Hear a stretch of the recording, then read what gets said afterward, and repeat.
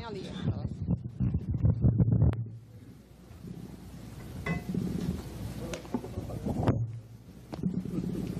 Vou falar em pé, que eu não sei falar sentada, viu, George? Imperativo. Vamos lá. Vamos lá. Bom dia a todos.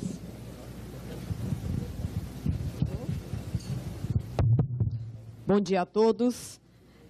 Inicialmente, eu gostaria de agradecer ao secretário George pelo convite e, em nome dele, cumprimentar as demais autoridades que aqui estão. Doutora Ana Paula, uma referência nesse Brasil como economista. Doutor Renato Vilela, também outra referência. Desde logo me entregar que não sou economista, então sou a estranha no ninho, né, George? De fato, sou tributarista, sou jurista por formação, doutor em Direito Tributário.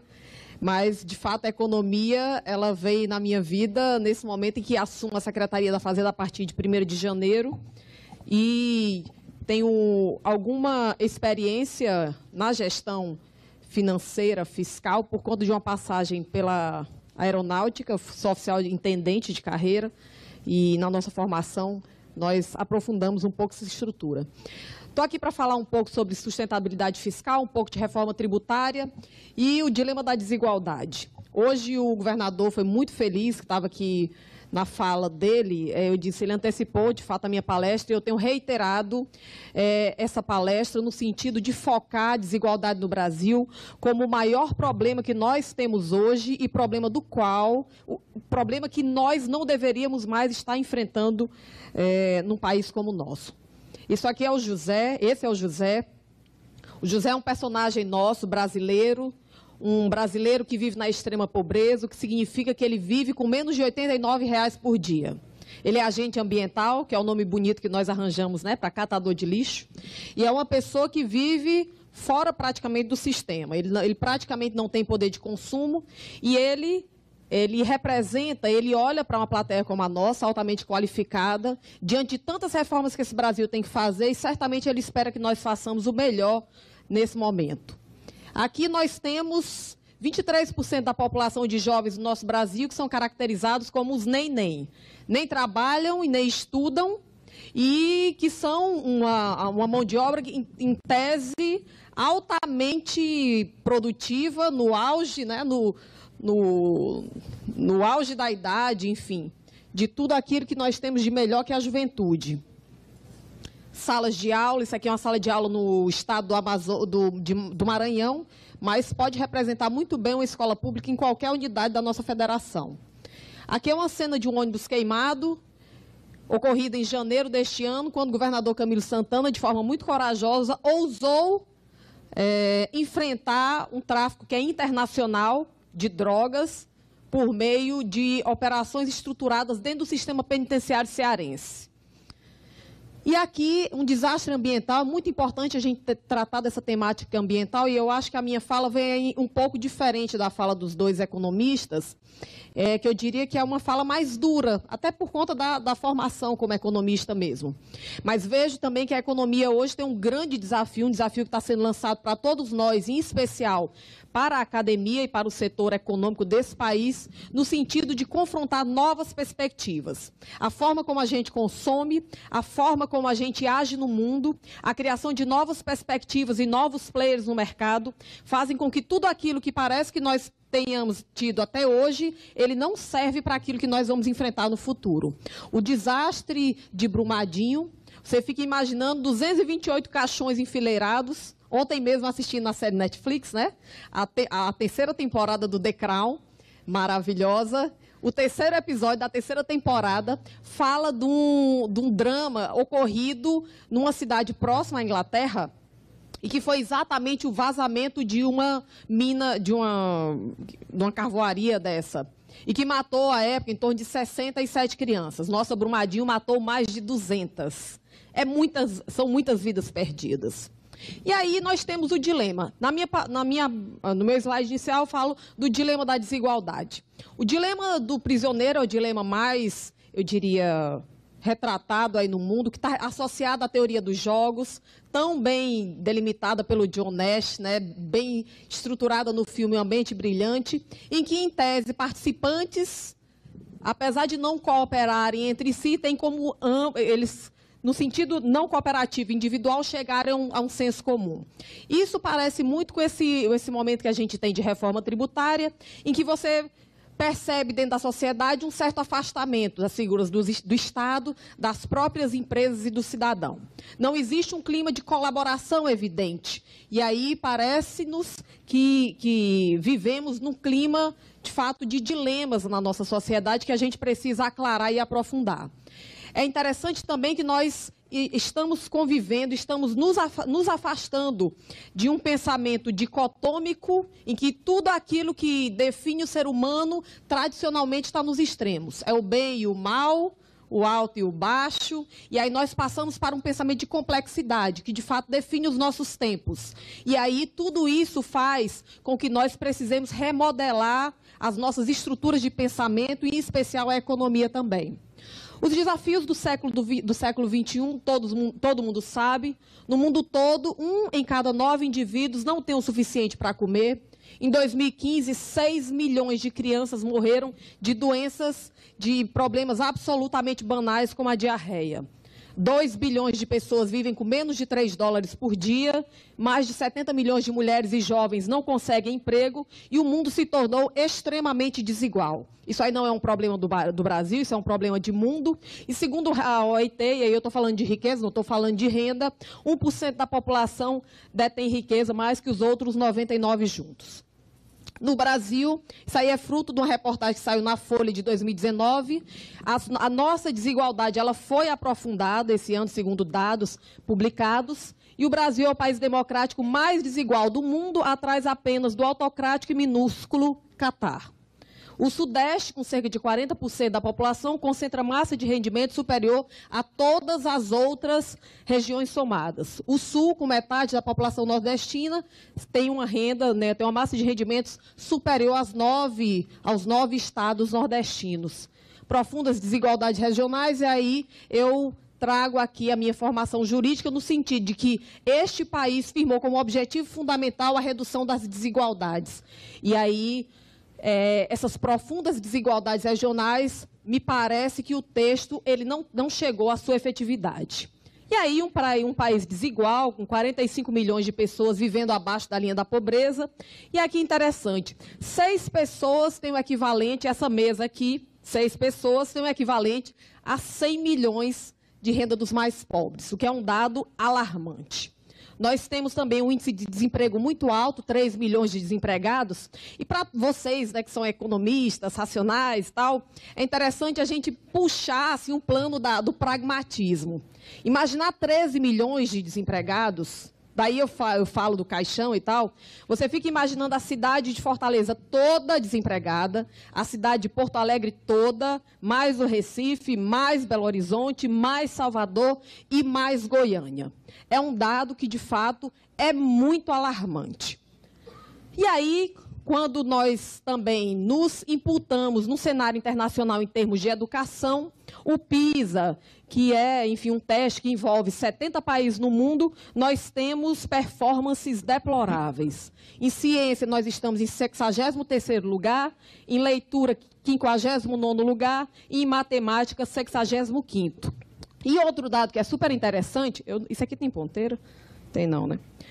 Outro dado que é super interessante é acerca da produtividade, porque quando a gente fala muito em reforma tributária, se fala que a reforma tributária vai ser algo que vai resolver os nossos problemas. Mas vejam, a produtividade média do trabalhador brasileiro é 1/4 da do trabalhador americano. É uma produtividade extremamente baixa.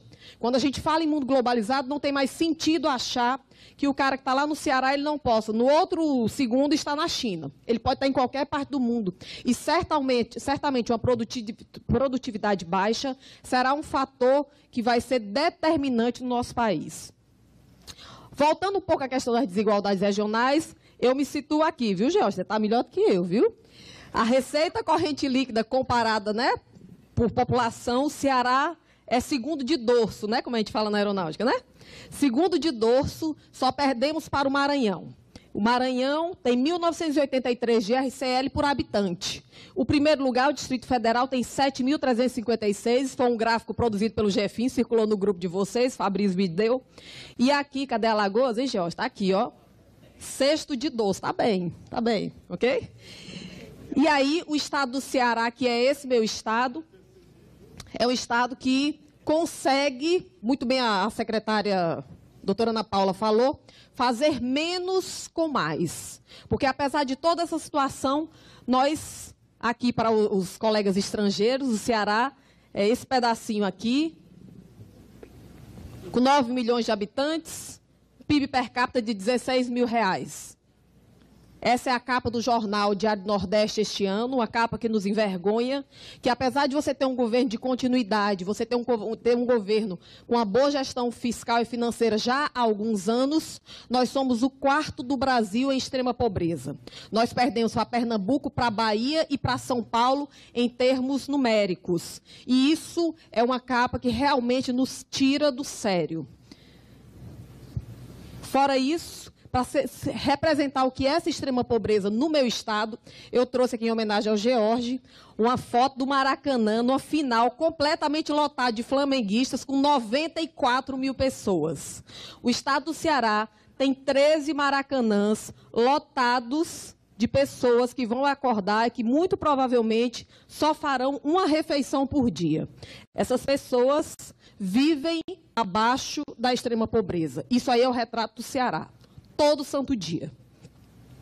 Apesar de tudo isso, secretária Priscila, ano passado nós fomos primeiro lugar em investimentos nesse país, receita corrente líquida, investimentos comparado à nossa receita corrente líquida, 15,2% da nossa receita corrente líquida nós conseguimos investir. É um esforço muito grande e absolutamente necessário para uma população extremamente pobre ainda. Temos alguns, caímos nesse ranking de competitividade, Alagoas, enfim, deu show nesse ranking e muito me orgulha porque o George para mim é um mestre, né? Nós éramos segundo lugar, caímos para sexto e com muito esforço estamos tentando manter o nível de investimentos porque sabemos da importância do poder público para uma população pobre como a nossa. Alguns outros rankings aí realmente nos trazem bastante orgulho no sentido de retidão e compromisso com a boa gestão fiscal e financeira. Uma dívida consolidada inferior à média nacional, aqui o Ceará. Uma despesa com pessoal também inferior à média nacional, em torno de 41,4%. E a educação realmente nos enche os olhos. Aqui é o mapa do Ceará em 2007. Tudo que não for verde é abaixo de suficiente, é o nível que nós tínhamos. E em 2018, o mapa do Ceará, em termos de educação no segundo ano, está todo situado praticamente dentro do âmbito do desejável. Em 2018, no 9º ano em matemática, nós tínhamos uma avaliação considerada muito crítica em 2008, e alguns pontos hoje, a maior parte deles ainda crítico, mas nós já temos diversos modelos intermediários. E a educação do Ceará, do Espírito Santo, enfim, Pernambuco também é outro estado que se destaca bastante na educação. E realmente nós temos uma educação que hoje bastante enche o nosso coração. Das 100 melhores escolas de ensino fundamental do Brasil, 82 estão no Ceará. E isso para a gente, que estamos lá, não se esqueçam que a nossa barrinha é a penúltima, viu? Então, realmente, a nossa população de extremos pobres, são 13 vezes um Maracanã lotado em final de Fla-Flu aí. Ceará é o 6º estado do Brasil com o melhor índice do IDEB, referência. No tocante à reforma tributária, a luz no fim do túnel, isso tudo realmente traz uma angústia muito grande para a gente. Eu vou extrapolar só um pouquinho, viu, Jorge? Tá. Isso traz uma angústia muito grande, por quê? Porque são decisões extremamente importantes para um cenário internacional difícil, um cenário nacional também difícil e um cenário regional que não nos traz muita conformidade por conta da extrema pobreza e da desigualdade que realmente assola o Nordeste. O que é que nós temos para hoje em termos de reforma tributária? Tem para todo gosto, né? Nós temos a PEC 45, que é uma PEC que, nitidamente, ela foi capitaneada por grandes empresas nesse Brasil, empresas cujo discurso se funda realmente na esperada simplificação, na transparência. Não há que se falar em redução de carga tributária, como bem falou os outros palestrantes aqui. Hoje o Tostes reforça, né, na sua entrevista, não temos como abrir mão de carga tributária hoje. E ele cria um IVA nacional. Tem a PEC 110, que na verdade era um texto antigo, que foi reavivado pelo Senado. Tem os substitutos dos secretários da Fazenda, que é uma proposta nossa do Concefaz, a PEC 45. Tem a chamada reforma tributária solidária. Tem a meia sola do ICMS, que nós já estamos providenciando lá no Concefaz também. E hoje acordamos com a notícia aí acerca, né, não deu nem para tempo de colocar no slide, né, do Tostes no tocante à criação desse CBS, que seria um PIS/COFINS sobre faturamento. Isso tudo ou fica tudo como está? Realmente a situação dentro do ICMS ela é uma situação extremamente grave. Existe uma potência de erosão da base nos próximos anos que é realmente qualificada. Tudo aquilo que vai ter valor nesse mundo se associa muito mais a bens imateriais do que aquilo que é considerado como a cereja do ICMS, que é a noção de mercadoria. Mercadoria está ligada à corporeidade, está ligado àquilo que hoje não faz mais sentido. O que separa a gente da geração mais moderna é simplesmente o desapego material. Nós somos apegados, nós queremos casas, nós queremos carros, e os meninos hoje só querem ser felizes. Então é um mundo totalmente diferente do mochileiro, que hoje ele está aqui, amanhã ele pode estar na China, depois ele vai estar em Bangladesh. E a noção de propriedade, que é uma noção que é muito forte, especialmente quando se fala em circulação de bens, ela é uma noção que vai precisar ser revisitada pelo direito, pois o mundo vai estar vibrando de uma forma diferente. E aí, uma coisa que eu tenho falado muito, dei uma palestra lá na GV, junto com o Eurico de Santi, né, na meca da PEC 45, e disse algo que nós, no serviço público, precisamos estar muito atentos. Eu sou servidora pública de carreira, sou uma pessoa absolutamente vocacionada para o serviço público, muito vocacionada. E acredito que nós precisamos, e quem é servidor público sabe da importância de uma cultura corporativa. Nós não podemos nos descurar da cultura que existe nas organizações. As culturas são muito fortes. Isso precisa estar bastante esclarecido, porque nós, no Brasil, temos o malveso, e aí o secretário Paulo Guedes foi muito feliz na apresentação do Mais Brasil, quando ele disse, nós temos uma legislação de responsabilidade fiscal, mas nós não temos uma cultura de responsabilidade fiscal. E ele diz, nós não temos uma legislação monetária e temos uma cultura, né? Foi mais ou menos esse trocadilho que ele fez. É impressionante como nós acreditamos que os textos mudam a realidade. O grande problema nesse país relacionado à tributação é uma palavrinha extremamente simples e que tem sido extremamente erodida também no nosso contexto, que se chama confiança. No começo do ano, estive em visita à Coreia do Sul e fui investigar um dos considerados melhores e mais eficientes sistemas de tributação do mundo. Ele consegue alcançar, George, 92% da base, 92% e é top. E aquilo... E realmente eu fiquei embevecida com a qualidade da relação entre fisco e contribuinte. Imediatamente, tem dois servidores nobilíssimos nossos lá da Secretaria da Fazenda que me acompanham aqui. Comecei uma empreitada dentro da Secretaria de Fazenda, justamente porque sei que antes de se empreender qualquer reforma que você queira em textos, eu sou jurista, se você não tocar na cultura, se você não tocar nas pessoas, tudo aquilo vai por água abaixo. A confiança é algo que no nosso Brasil ela está em decadência. Quanto menos nós confiamos nas instituições, menos nós recolhemos tributos. Isso aí está documentado por grandes universidades internacionais que têm estudos relacionados a graus de confiança em determinados países. E nós achamos que é coisa de blá, blá, blá, que é coisa que fica fora do plano lógico, racional. E realmente a confiança é algo que nos irmana, e numa sociedade democrática é um vínculo que precisa ser fortalecido. O que é importante na reforma tributária, entre todas essas discussões, é que não parece que os estados estão, entre aspas, dispostos a reduzir a desigualdade regional. Isso aí é muito triste. Porque, de fato, o que é que acontece? Os estados que realmente têm receitas correntes líquidas ou que têm arrecadações mais pujantes não querem perder nada. E aí foi uma das grandes lutas minhas lá no Confaz. Como é que eu poderia aceitar uma reforma tributária em que o estado do Nordeste ia bancar o Sudeste por 20 anos? Como é que eu volto para o Ceará e digo, não, é o seguinte, o que a gente ia crescer não vai. Espera mais 20 anos, que daqui a 20 anos a gente volta a ter um incremento de arrecadação. Fica muito difícil para esse Brasil realmente pensar o sistema a partir dos a priori que nós temos hoje. Apesar de reconhecer que não há como considerar que São Paulo hoje possa ter uma arrecadação de ICMS de 3 mil per capita e amanhã vai cair para 2 mil. Não é isso que eu estou dizendo. Mas nós precisamos ter um esforço enquanto nação. Afinal, nos compromissamos como objetivo fundamental desse Brasil reduzir essas desigualdades.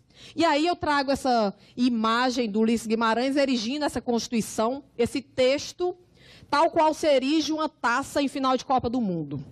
Temos o malveso, como eu digo para vocês, de achar que o texto muda a realidade. Desde 88, esse texto aí está e diversas coisas não vêm sendo implementadas e talvez jamais sejam, o que é um grande desafio para a gente enquanto nação. No tocante aos horizontes da economia, eu fiquei muito feliz por me defrontar com alguns estudos, especialmente com o Nobel de Economia desse ano, que vem falar especialmente da pobreza. Também no começo do ano, mais ou menos, acho que em agosto, tive a oportunidade. O estado do Ceará é um estado que prestigia a educação há muito tempo e o segundo mandato do governador Camilo é instaurado com as crianças. Todas as crianças, várias crianças conduziram a cerimônia de posse dele. Por quê? O desenvolvimento da primeira infância hoje é aquilo que o estado do Ceará está focando. E estive em agosto na Universidade de Harvard fazendo um curso de liderança executiva em desenvolvimento para a primeira infância. É uma mudança extremamente efetiva porque os grandes países do mundo que conseguem reduzir desigualdades, melhorar índices de educação e de saúde, são países em que o problema da educação ou da primeira infância não é apenas do secretário da Educação ou do ministro da Educação. É problema que é do secretário da Fazenda, do secretário de Finanças, é de qualquer secretário que se aproprie, que esteja engajado naquela equipe. Todos nós precisamos ter foco para tratar dos problemas graves em nosso país. E aí, eu trago algumas perspectivas, sem querer me dar pitacos, né, na economia, porque não tenho pedigree para isso. Mas uma reflexão. Até quando o crescimento econômico, como conhecemos, vai ser o grande balizador de tudo isso? Eu vejo, né, nessa interação com as empresas, o quanto os processos produtivos têm mudado, o quanto as matrizes de distribuição também têm evoluído, e nós continuamos com formas tradicionais de fazer medições. E isso talvez seja um grande problema. E a segunda grande questão que no Brasil, veja, que nós estamos falando em reforma tributária, querendo trazer um modelo de IVA, que é um modelo que já é superado em alguns países do mundo. Foi brilhante a apresentação do nosso representante da CEPAL aqui, quando traz outras perspectivas de tributação para o planeta que já estão sendo investigados pela CEPAL. Nós ainda queremos um arroz com feijão dentro do IVA, que é um modelo superado, é um modelo que alguns países já estão tendo dificuldades, porque grandes concentrações de riquezas estão ligadas a empresas que lidam com bens imateriais, com produtos imateriais como Facebook, WhatsApp, enfim, várias. E isso não chegou a ser preocupação no Brasil ainda. Isso me traz realmente um receio. Mas o problema mais sério que talvez nós não tenhamos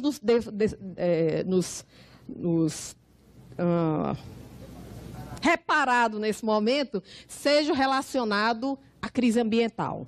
E aí, a crise ambiental, ela será resolvida por se tratar, né, de uma conta democrática, e eu me lembro daquela tragédia, George, que aconteceu lá no seu estado, quando lá na região serrana, em Nova Friburgo, Petrópolis, né?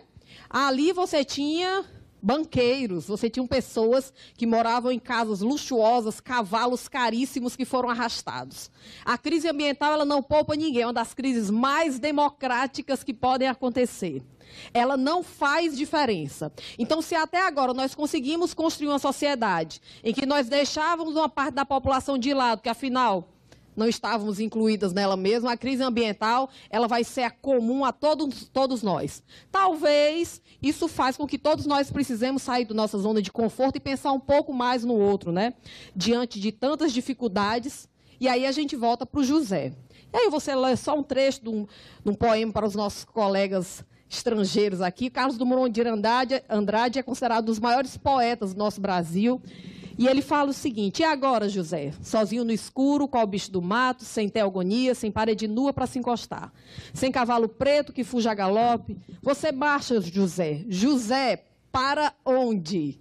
Então, realmente, nesse plano de tantas reformas, tantas mudanças, nós precisamos definir o nosso norte. Acredito que a desigualdade é uma vergonha que mancha esse país, que já deveria ter sido expurgada na nossa convivência. E aí, essa palestra é dedicada aos nossos nenéns, a todos os Josés, Marias, enfim. Muito obrigada a vocês. Obrigada pela oportunidade.